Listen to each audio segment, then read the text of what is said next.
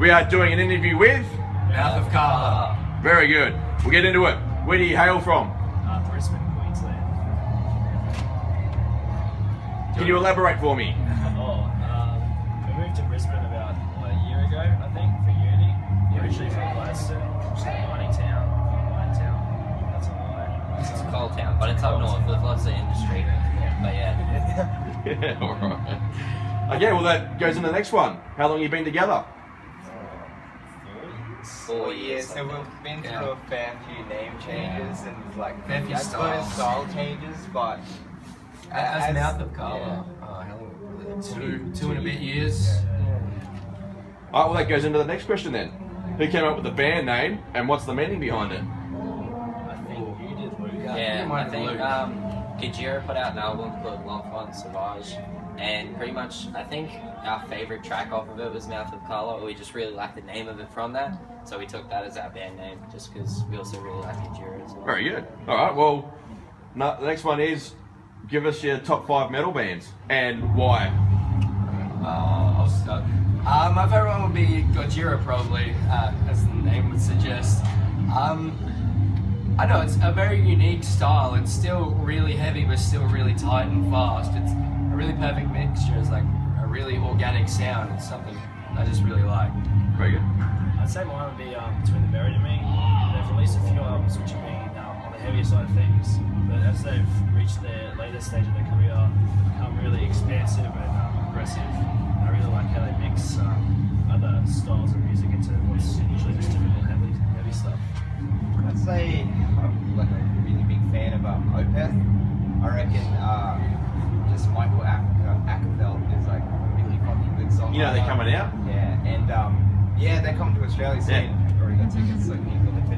And yeah, I just think they've got a vibe going to them. Like I don't listen to that much folk metal, but I think they hit it on the head.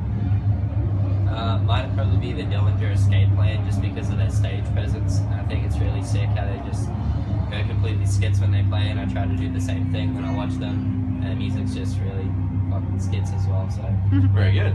All right, well, next one is your influences. What made you pick up an instrument or sing? Alright.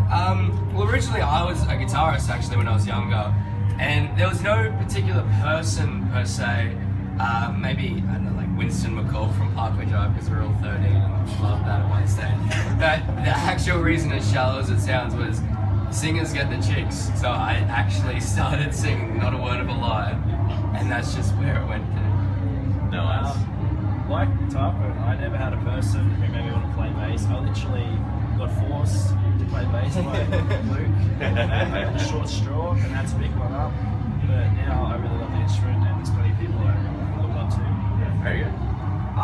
For drums, I suppose to be crazy, I started out with like school band, that kind of stuff, and that was yeah where I got into drums. But then later on, since we've been a band and I've been playing metal stuff, I'd say like Mario from Gojira. Just I really love the sound of consistency, like hard-hitting consistency, and I do like to play fast, but yeah, I mean it's I like to play technique fast.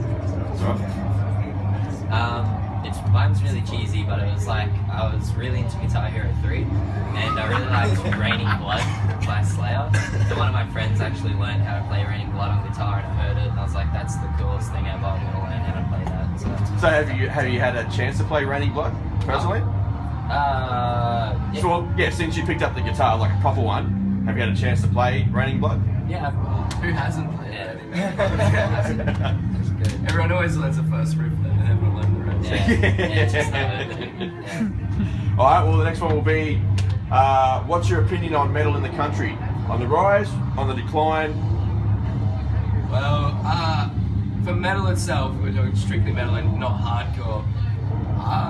I'd say it's a bit about the same. Usually, it sort of finds its strength in underground, more or less. It's probably never going to survive in like mainstream. Whereas I'd say hardcore is definitely becoming more present and people are being aware of it.